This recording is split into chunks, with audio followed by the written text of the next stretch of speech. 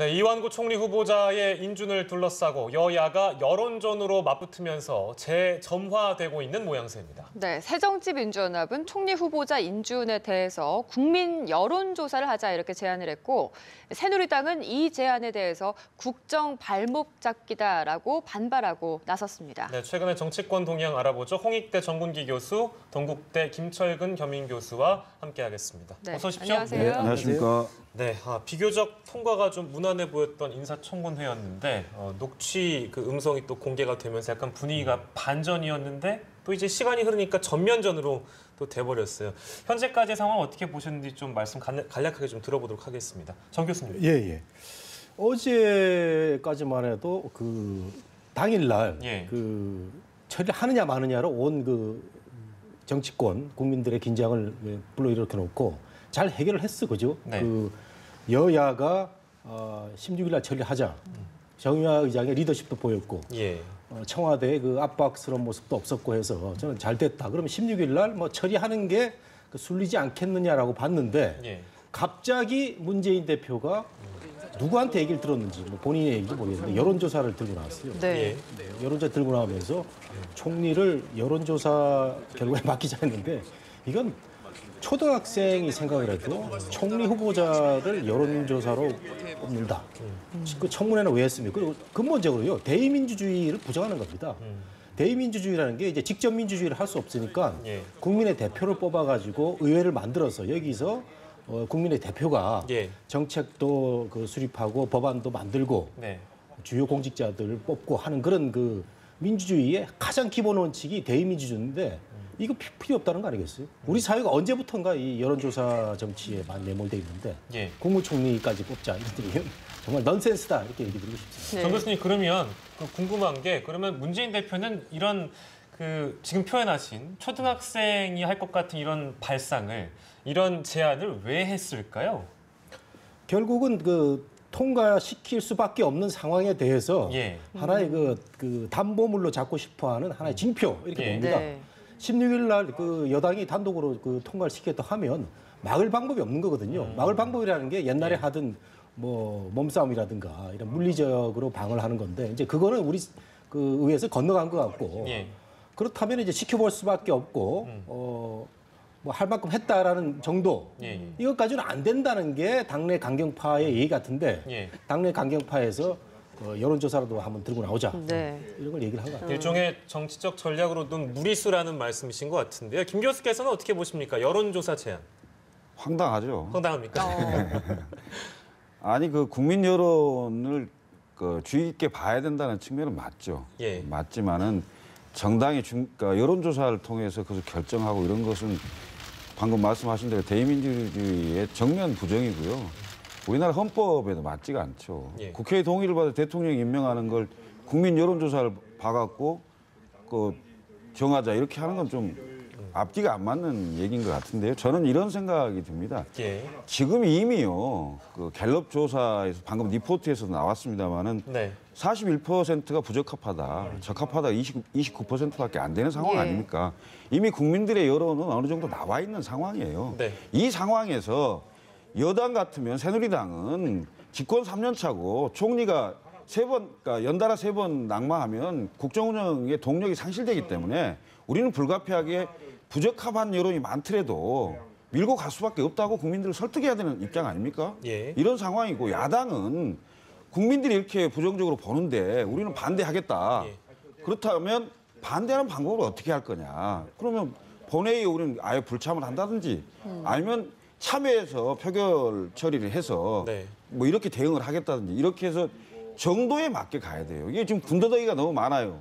16일 날 본회의 하기로 합의를 했으면 본회의 안건으로 뭐 임명동의안을 처리할 건지 안 할 건지를 갖고 합의를 했냐 안 했냐 이런 얘기들이 자꾸 나옴으로 인해서 이완구 총리 후보자에 대한 적합도 여부 부분이 자꾸 비껴가고 있어요. 여야가 합의가 안 되고 더군다나 여론조사 문제가 나옴으로 인해서 문재인 대표가 오히려 여당으로부터 역공을 당하는 상황이에요. 당내에서도 상당히 비판이 많습니다. 그렇습니다. 여론조사로 어떻게 총리 후보자를 결정할 수 있느냐. 그러면 대통령 후보, 그다음에 대통령도 아예 그냥 여론조사로 뽑죠. 더군다나 국회의원들이 뭐 필요가 있습니까? 모든 법안에 대해서 국민들이 여론조사해서 찬성이 많은 쪽으로 법안을 정리하면 되는데 네. 정치인도 필요 없고 국회도 필요 없고 그야말로 포퓰리즘적인 제안이라고 보는데요. 예. 물론 이 제안을 하게 된 근거가 있겠죠. 못 주게 돼 있다고 어제 제가 말씀을 드린. 반대하지만 반대를 하고 있지만 그걸 막을 방법이 없기 때문에 국민들의 여론을 얻고 그걸 통해서 어떻게 책임 회피를 해보려고 하는 거 아니냐. 뭐 할 만큼 다 했다. 그렇습니다. 나는 야당 대표로서 야당의 지도자로서 도저히 꺼낼 수 없는 카드를 꺼냈다. 이건 잘못된 거라고 저는 근데 생각합니다. 일단 교수님 말씀은 이제 가지치기를 좀 하고 큰 그림을 먼저 봐야 된다 이런 말씀이신 것 같은데 이 와중에 그 문재인 대표 같은 경우에는 본회의 연기하는 것만 합의했다 이렇게 얘기를 하고 있고 유승민 대표는 하루 만에 대표가 말을 바꾸니까 좀 유감이다 이런 표현을 했습니다. 누구 말이 맞는 건지 이게 아니면 얘기를 하다가 좀 오해가 생긴 건지 모르겠습니다. 예. 그 연기할 때요. 예. 그 연기한다는 자체는 이제 16일 날 모든 것을 한다 이런 얘기거든요. 그 해석의 차이가 있었는데 예. 그 여당 쪽에서 문재인 대표가 말 바꿨다는 얘기는 여론조사 들고 나오기 때문에 말 바꿨다 그 얘기입니다, 사실은. 예. 그래서 여론조사라는 황당한 얘기를 하니까 여당 쪽에서는 당혹스러워서 이런 얘기를 했는데 네. 그 일부 언론에 보면은 문재인 대표도 그 청문회 당일날 하고 그 다음 날 보면은 이거 뭐 통과시킬 수밖에 없다는 뉘앙스의 발언들을 많이 했다고 합니다. 그런데 또 이제 여러 그 최고인들하고 상의 과정에서 네. 우리가 이렇게 그 물러나서 지켜볼 수밖에 없는 상황이 문제가 있다 해서 여론조사를 들고 나온 것 같은데 저는 최근에 문재인 대표가 참배도 하고 여러 가지 정책 내용을 꾸짖고 하는 과정을 보면 예. 정말 집권을 위한 여러 가지 합리적인 그런 모습이 많이 보이는데 여론조사 요거는 잘못 들고 나온 것 같아요. 뭐 누가 또 얘기를 했겠죠. 그럼 네. 이제 쉽게 얘기를 한 것 같은데 이 친노 진영은 이 여론조사를 참 좋아합니다. 우리 그 노무현 전 대통령이요. 참 뭐 소탈하고 좋은 대통령인데 대통령이 되는 과정에서 이 또 여론조사 단일화가 있었잖아요. 참 정치 그 어떤 선거를 그 놔두고 예. 여론조사로 대통령 단일 후보를 결정한 게 이게 우리 정치사의 처음 아닙니까? 정몽준, 노무현 전혀 정치 철학도 다른 사람들이 지지율 그 단일화하기 위해서 어느 날 갑자기 했다가 나중에 또 결과는 또 안 좋았죠. 서로 뭐 지지 안 한다 버리는 결과 나오고. 예. 그 다음에 계속 그 야권에서는 단일화 논의가 많았죠. 문재인, 안철수. 이 단일화 굉장히 좋아하는데 여론조사로. 이렇게 되면은 여론조사 만능주의라는 이런 그 잘못된 그 철학이 또 돌아다닐 것 같아요. 뭐 예. 그러면 나중에 대통령도 여론조사를 뽑고 지역의 국회의원들도 여론조사가 간편하잖아요. 이게 돌리면 ARS 같은 경우는 한나절이면 돌립니다. 네. 그러면 지역의 국회의원도 뽑고 시장도 여론조사를 뽑고 뭐 그렇다 보면 대학에서 학생들이 대학 교수도 여론조사를 뽑는 게 어떠냐 이런 얘기도 나올 것 같은데 참 뭐 문제 있는 발언이죠. 그 여론조사 얘기를 두 분은 그러니까 그 제안한 거를 황당하다 이렇게 말씀하시는 부분은 같은 것 같아서 제가 반대로 한번 여쭤볼 수밖에 없는 상황인 것 같아요. 물론 뭐 공신력 있는 여론조사 기관 선택하는데도 여야 합의하는 만약에 한다고 하면 그거 하는데도 시간이 오래 걸릴 것 같은데 어쨌든 근데 그 정치인들이 여론이라는 거를 어쨌든 무시할 수 없는 거잖아요. 국민의 그 여론 흐름이나 국민의 뜻이 어디 있는가를 확인할 필요가 있죠. 네. 그 확인할 필요가 있고 반드시 그거에 대해서 정치적 책임을 져야 되는 거 아닙니까? 지금 예를 들면 국민 갤럽 여론조사도 41%가 부적합하면 국회 표결이 과연 똑같이 나오는 상황은 아니잖아요. 그렇죠. 각 당의 정치적 판단, 정무적 판단 속에서 표결을 하게 될 거고 그 표결에 대한 책임은 각 당이 지는 거고 해당 헌법기관인 국회의원이 지는 거 아니겠습니까? 예. 그게 대의적 민주주의 아닌가요? 이런 상황이 지금 여론이라는 게 한순간에 바뀌기도 하는 거거든요. 그럼 매번 여론조사를 해서 할 수는 없는 상황이기 때문에 네. 대의적 민주주의를 채택하고 있는 상황이라고 저는 보고요. 이 여론조사 문제는 상당히 좀 후폭풍이 있을 것 같고 패착으로 저는 보입니다. 이렇게 좀 말씀드립니다. 예, 제가 또 말씀드리고 싶은 게 이 보통 여론조사를 우리가 과학이라고 생각하는데 네. 뭐 저도 이제 사회과학을 전공하는 입장에서 과학이라고 하지만 과학이 아닐 수도 있습니다. 그래서 여론조사를 할 때는 샘플링이 중요하고 표본 집단이 중요하고 예. 그 질의 항목이 중요하거든요. 이번에도 그 야당 대표 선거할 때 문제가 됐던 게 무응답을 어떻게 처리할 것이냐. 네. 결국은 문재인 대표가 그거 관철해가지고 본인이 유리하게 갖고 갔거든요. 그래서 여론조사는 과학이라고 할 수도 있지만 그 오차라든가 이런 걸 생각하면 과학이 아닐 수도 있기 때문에 예. 여론조사 만능주의 정치에 들어가는 거는 굉장히 위험하다고 봅니다. 위험한 부분이 있다 이런 말씀이신 것 같은데. 예. 네, 이렇게 한번 이 얘기는 정리해 보고요. 일단 뭐 결론을 저희가 한번 생각해 보면 이제 월요일인데요. 될까요? 저는 뭐 될 수밖에 없다고 봅니다. 네. 그 야당이 청문회에서 충분히 이완구 후보자에 대해서 여러 가지 도덕성이라든가 이런 데서 타격을 많이 입혔고 예. 특별히 경륜에 대해서 능력에 대해서는 뭐 자질이 뭐 미달됐다. 뭐 언론관에 대해서는 많이 좀 붉어졌지만 예. 큰 그게 없었기 때문에 통과시킬 수밖에 없는 거고 무엇보다도 뭐 저도 이제 문제점이 많다고 생각되는데 지금 세 번째 그 낙마가 되고 네 번째 낙마가 되는 과정을 지켜보는 국민들 입장에서는 이 총리 때문에 이 나라가 이게 정말 이게 엉망이다. 온 그 총리 후보자 이 청문회 과정에서 온 나라가 쪼개져 가지고 국민들이 스트레스 받고 그러면 뭐 많이 결격 사유가 있지만 통과시킬 수밖에 없는 입장을 생각하면 될 수밖에 없지 않느냐 이렇게 낙마에 대한 어떤 부담이나 리스크도 있기 때문에 통과될 수밖에 그렇죠. 없을 국민이나 것이다. 정치권이나 말이죠. 네. 아니 근데 혹시나 표결에 붙여졌는데 우리가 생각하지 못했던 뭐 여당은 지금 뭐 내부 단속한다고 하잖아요. 생각하지 못했던 반대표가 나올 가능성은 없습니까? 저는 실제로 쉽지 않다고 생각합니다. 그러니까 두 가지 경우인데요. 야당이 불참했을 경우는 이제 151명 정도가 지금 현재 여당 의원들이 참석할 수 있다는 거 아닙니까? 네. 그 151명 중에 76표가 나오면 과반 투표가 되기 때문에 이제 통과가 되겠죠. 그래서 이제 오히려 야당이 불참하는 것은 그 여당 단독 처리라는 정치적 부담을 주지만 실제로 통과는 쉽게 해주는 수 있는 상황이 되고요. 예. 그리고 이제 야당이 참석해서 반대 표결을 낸다 할 경우에는 재적 의원이 295명입니다. 그리고 이제 참석 의원의 과반수를 넘어야 되는데 몇 명이 참석할지 모르겠습니다만 재적 의원이 다 참석한다고 했을 때는 148표입니다. 그 통과가 되려면요.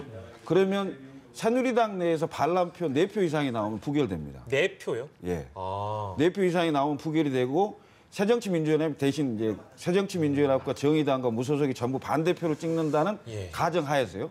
그런 상황이 되면 부결될 가능성도 있는 상황이거든요. 그러면 지금 물론 여당 입장에서 박근혜 대통령 3년 차고 뭐 국정운영 동력을 상실하고 위기감이 있기 때문에 당연히 그 통과될 가능성이 높다고 생각을 하겠지만 최근에 친이 친박 간의 어떤 갈등 관계라든가 이재호 의원의 어떤 발언이라든가 이런 걸로 봤을 때는 몇 표가 이탈할지는 알 수 없는 상황이에요. 그리고 물론 또 반대로 야당 내 충청권 의원들이 10명입니다. 여기서 또 이제 어떤 표가 나올지 이 합산 과정이 어떨지 모르겠습니다만은 단독으로 본회의를 했을 때는 통과할 가능성이 높고 정치적 부담은 여당이 크다. 그렇지만 같이 해서 표결 처리했을 경우에는 통과 가능성이 훨씬 더 불투명한 상황이 될 수 있다. 이렇게 좀 전망을 해봅니다. 저는 뭐 어떤 경우에도 통과될 가능성이 크다고 봅니다. 전반적인 그 분석은 김 교수님과 비슷한데 보다 더 자세히 들여다보면은 여당이 단독으로 처리할 때도 친박 비박 간의 어떤 뭐 갈등의 골 때문에 이탈표 나오지 않겠느냐 하는데 지금 네 번째 총리 낙마 위기라는 걸 고려하면은 비박 진영에서도 이거 쉽게 태클 걸 수 있는 상황은 아닌 것 같아요. 이재호 의원이 공개적으로 유일하게 이제 당일날 그랬죠. 오늘 단독 처리는 안 된다. 오늘이라는 게 이제 그저께 얘기인데 16일날 가면 모레 가면은 뭐 저는 이탈표는 없을 것이라고 생각이 되고 너무 급한 거죠. 정치인들뿐만 아니라 국민들 입장에서도 또 낙마되면은 이거 어떻게 해야 되나라는 생각이 있는 것 같고. 근데 야당 쪽에서도 그 통과를 시켜줘도요. 저는 야당이 큰 실익은 없다고 봅니다. 이 낙마해서 태클해서 낙마시키는 경우에 그 또 충청 민심을 자극해가지고 내년 총선 때 그 부담 또 향후 그 대권에 대한 부담 이런 거 생각하면은 총리는 뭐 이완구 후보자 하면 통과시켜주고요. 뭐 공격 많이 했으니까 내년 총선이나 대권 때 정권 찾아오면 그 되는 거 아니겠습니까? 그런 점에서는 야당도 큰 부담이 없어서 저는 뭐 넘어가도 괜찮다고 생각이 되거든요. 결격 사유가 있는 거는 뭐 사실이고 또 여러 가지 변수가 앞으로 있을 수도 있지만 그래도 좀 통과되는 쪽으로 두 분은 그러니까 지금 현재 국민들의 여론이 상당히 안 좋은 게 많잖아요. 안 좋은 게 많은 상황이기 때문에 그 국민 여론을 여야 국회의원들이 전체가 무시하고 단독 자기 소신에 따라서 한다. 이렇게 보기가 실제로 쉽지가 않아요. 그리고 그 정치적 책임을 자기들이 다 안아야 되기 때문에 그리고 이제 저는 이런 생각을 좀 개인적으로 해봅니다. 야당은 국민의 분노와 감동을 조직해서 다음 선거에서 집권을 하려고 해야 되고 집권당이 되려고 노력을 해야 됩니다. 그러려면 지금 국민들이 그러니까 41%가 부적합하다고 하는 거 아니겠습니까? 이 부적합하다는 의견을 과연 어떻게 표출할 것이냐. 나는 정도로 표출해야 된다고 생각합니다. 그래서 국회 표결에 나는 응해야 된다고 봐요. 응하고 그리고 당당하게 의석수가 부족한데 어떻게 이깁니까? 우리가 의석수가 부족해서 국민들의 뜻을 받들지 못했습니다. 라고 얘기를 하고 이후에 표를 더 많이 얻을 수 있는 그런 길로 가야 된다. 이런 생각을 좀 근데 제가 반박을 좀 드리면요. 예. 민주당의 정책연구원에서 한 조사를 보면은 그 응답층하고 그게 분명히 나와 있는데 찬성, 반대, 부적합이 훨씬 있고 무응답이 별로 없어요. 민주당에서 조사한 걸 보면. 근데 갤럽에서 조사한 걸 보면은 예. 부적합이 한 40대고 적합이 한 20% 후반대인데 예. 무응답층이 굉장히 많습니다. 그렇다면은 그 국민들의 어떤 정서를 고스란히 반영하는 그 결과거든요. 아, 이왕구 뭐 괜찮을 줄 알았던데 이런 의혹이 많아. 불만이 많은 거죠. 그러다 보니까 부적합이라는 아주 그 강한 의견도 나와 있고 네. 대답하기 싫은 거죠. 아, 뭐 적합하지도 않은 것 같고 뭐 근데 적합하지는 않은데 지금 세 사람 벌써 그 역대 후보자 낙마를 한 사례가 있고 네 번째까지 낙마하면은 이 나라가 어떻게 될 것이라는 이런 것이 아마 그 무응답층에 녹아 있는 게 아닌가 싶어서 여론조사도 보다 좀 종합적으로 우리가 분석할 필요가 있고 국회의원들의 생각은 여론조사 그 결과에 너무 네. 그 매달려 가지고 그 볼 필요 없을 것 같고요. 그다음에 야당 의원들 특히 그 충청권 의원들의 표심을 생각하면은 또 복잡할 것 같습니다. 네. 예. 그러니까 국회의원들이나 정치하시는 분들이 국민의 그때그때의 의견을 존중해야 됩니다. 그 존중하지 않으면 그 정치적 책임은 정당도 마찬가지지만 그 국회의원 스스로 져야 되는 거기 때문에 그러니까 물론 통과할 가능성이 있다고 주장할 수도 있겠습니다만 저는 국민 의견을 상당히 많이 반영되는 이런 판단들도 생각해봐야 되고 예. 아까도 얘기했듯이 여당 내의 어떤 분란 그리고 야권 내의 충청권의 표심 이런 것들 때문에 여야가 같이 표대결을 하면은 불투명할 것이라는 가능성이 더 높다 이 소리입니다. 알겠습니다. 네, 뭐 여론조사라는 게 뭐 국민들의 민심을 반영하는 어떤 매개체가 되기도 하지만 위험한 요소도 분명히 있는 것 같습니다. 이 얘기는 여기서 좀 정리를 하도록 하고요. 임명동의안 처리 이후의 상황을 조금 짚어보도록 할 텐데 지난번에 왜 1차 개각이 있었지 않습니까? 이제 그 이후에 그 비서실장 교체 문제도 있고 2차 개각이 단행이 될 걸로 보이는데 어느 부분에 좀 방점을 둬야 된다고 보십니까? 정 교수님 좀 네. 말씀해 주시죠. 예. 뭐 총리 통과를 전제로 하고 이제 청와대에서 예. 준비를 하고 있는 작업 같은데 지난번에 청와대에서 당일날 그 청문회 그 다음 날 바로 통과되는 걸 전제로 하고 여러 가지 얘기가 나왔지 않습니까? 저는 그것도 조금 빨랐다 생각이 들었는데 예. 어쨌든 간에 16일 날 그 통과를 전제로 하고 지금 비서실장하고 몇몇 비어 있는 개각을 이제 준비를 하고 있는데 우선 비서실장 문제가 굉장히 중요한 그 자리 아니겠습니까? 그래서 지금 뭐 권영세 주중대사가 소환이 돼 있다고 하는데 네. 본인은 뭐 아무 얘기도 못 들었다고 하는데 실장으로 갈 건지 통일부 장관으로 갈 건지 이런 언론 분석이 나오는데 네. 뭐 권영세 주중대사가 새로 맡게 된다는 분위기 일시는 뭐 될 것 같고 예. 그 외에 또 황교안 장관 법무장관 후보자가 있는데 황교안 장관은 그 이석기 의원 사태는 잘 처리를 했는데 예. 최근에 그 국정원 사건 예. 거기에 대한 어떤 약간의 보수 집권층에 대한 그 검찰에 대한 여러 가지 생각이 또 반영이 된다면 예. 또 어떨까 하는 싶고 그 외 여러 가지 뭐 인물들이 있습니다만 저는 이 두 사람을 제일 유력하다고 보고 싶고 예.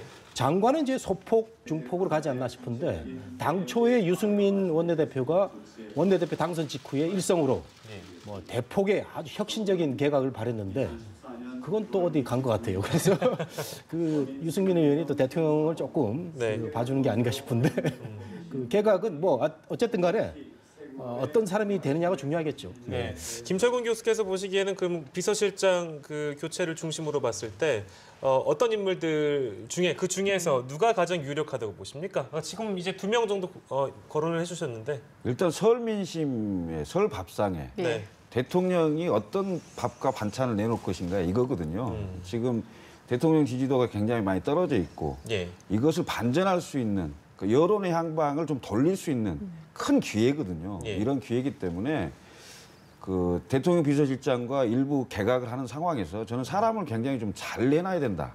이런 생각이 좀 들어요. 그래서 우선은 민심을 좀 잘 전달할 수 있는 사람 이런 사람 중에 한 사람을 좀 뽑았으면 좋겠고 예. 지금 청와대 비서실이 굉장히 기강회의 사건이 많았어요. 특히 민정수석실을 중심으로 해서 많았는데 이래서 청와대 비서실 기강을 좀 잘 잡을 수 있는 사람 이런 사람이면 좋겠고요. 네. 세 번째는 최근에 이제 특보단들이 상당히 좀 연배가 있는 분들이 좀 많이 임명이 됐어요. 그래서 네. 특보당과의 어떤 관계를 원활하게 할 수 있는 네. 이런 인물들 중에 좀 고른다면 방금 이제 두 사람 얘기를 했기 때문에 네. 다른 사람을 좀 얘기해 본다면 예. 우선 강직한 사람으로서는 지금 물론 특보에 지금 임명이 돼 있지만은 이명재 좀 민정특보 같은 분, 그 양반 그런 분 같은 경우는 검찰총장 할 때도 떠날 때를 알고 가감에 그만두고 이런 사람이고요. 검찰의 신망도 높고 예. 직언을 바로 할 수 있는 그런 좀 사람이라고 볼 수가 있겠고요. 그리고 이제 그 화합형, 국민 통합형을 좀 생각한다면 이번에 그 이완구 총리를 충청도 출신을 지금 지명을 했잖아요. 예. 그럼 그러니까 비서실장을 호남 출신을 한번 또 고민해보는 그래서 그 국민 대통합위원회 위원장 하고 있는 한광옥 위원장을 좀 생각해 볼 수도 있지 않겠느냐. 뭐 이런 생각이 좀 듭니다. 네, 비서실장 뭐 후보들 여러분 좀 짚어주셨는데 지금 제일 먼저 얘기가 나오는 인물이 이제 권영세 주중대사인 것 같습니다. 근데 이분이 검찰 출신이기도 하고 친박 그 색채가 좀 강해서 좀 걸림돌이 되지도 않겠냐 이런 분석도 있던데요. 근데 권영세 주중대사는 또 원조 친박은 아니고요. 비교적 합리주의적인 중도 성향이 좀 강한 그런 인물입니다. 예. 네. 그래서 뭐 그 경륜이나 능력으로는 뭐 정말 나무랄 데가 없는 사람으로 생각이 되는데 문제는 들어가서 어떻게 할 것이냐 중요하죠. 예. 지금 많은 사람들이 박근혜 정부가 그동안에 잘 못해온 게 네. 대통령한테 쓴소리, 직언을 할 수 있는 참모들이 없었다는 거 아닙니까? 근데 네. 과연 들어가서 할 수 있느냐 이게 굉장히 중요한 문제인데 그래서 이완구 총리 후보자도 난 들어가면 쓴소리 할 거다 이런 얘기를 하고 있지 않습니까? 예. 근데 비서실장은 바로 옆에서 대통령을 보좌하는데 뭐 칼럼 같은 걸 봐도 대통령의 레이저 광선을 맞으면서도 거기에 맞서서 그 같이 레이저를 뿜을 수 있느냐 네. 이런 인물이 나와야 된다고 하는데 과연 그런 인물이 될 수 있을까라는 생각은 모르겠어요. 제가 권영세 주중대사가 어떤 분인지 모르겠는데 따라서 황교안 장관 같은 경우는 저는 전혀 모르는 인물이다만은 겉으로 보기에는 굉장히 그 강직해 보이고 또 그 법무장관 출신으로서 그 원칙대로 한다면은 또 대통령의 그 쓴소리에 대해서 또 할 수 있는 부분이 생각이 되고 이명재 말씀해 주셨는데 이명재 특보 같은 경우 정말 훌륭한 분인데 예. 다만 그 연세 나이가 좀 많아요. 그래서 예. 비서실장은 정말 그 에너지가 넘치는 그런 그 아주 원기 왕성한 사람이 해야 될 그런 자리이기도 한데 네. 적절하게 뭐 요즘 뭐 그 나이를 따질 시대가 아니니까 뭐 참신성이 좀 떨어진다 이런 말씀이시죠? 참신성이라보다는 너무 그 업무가 많이 몰리는 힘든 자리인데 예. 그 어떨까 싶은 그런 생각이 좀 아니, 듭니다. 김기춘 실장님도 연배가 좀 있으시고 그러게요. 지금 특보단이 상당히 나이가 좀 있어요. 네. 그렇지만 이제 비서실장이라고 하면 물론 뭐 한국 사회이기 때문에 일단 그 연배 차이가 좀 너무 나면은 좀 통솔하기 쉽지 않은 측면이 그럴 수 있죠. 예. 있다는 거죠. 그래서 저는 나이를 따지지 말고요. 아까 예. 얘기했듯이 쓴소리도 좀 그러니까 민심을 정확히 전해주고 예. 기강 확립하고 특보단까지 합쳐서 비서실을 잘 운영할 수 있는 능력 있는 사람 네. 이런 사람이면 되겠어요. 그러니까 권영세 그 주중대사 같은 경우에는 그 종합상황실장을 했죠. 대선 캠프에서. 그런데 이분은 이제 정치인 출신이기 때문에 다음 총선에 지금 생각이 있을 거 아니겠습니까? 그러면 그 재임하시는 기간이 길지 않다는 그런 좀 단점이 있을 수가 있는 상황이어서 선택을 어떻게 할지는 모르겠습니다만은 그 아까 세 가지 조건에 좀 맞는 사람을 그 밥상에 좀 올려서 그래도 이제는 설 지나면 뭐 청와대도 바뀌었고 뭐 총리 개각도 하고 해서 네. 전반적으로 청와대와 정부와 뭐 여당이 뭐 어떤 방향으로 가겠다 뭐 이런 걸 좀 알려줄 수 있도록 그래서 뭔가 좀 흔쾌하게 좀 돌아올 수 있는 이런 밥상을 좀 차렸으면 좋겠다는 생각이 네. 좀 듭니다. 네. 아무쪼록 뭐 설 때는 국민들이 흐뭇하게 좀 떡국 좀 먹을 수 있는 그런 네. 정국이 됐으면 좋겠네요. 16일 이후를 기대해 보겠습니다. 오늘 두 분 말씀 여기까지 고맙습니다. 듣겠습니다. 고맙습니다.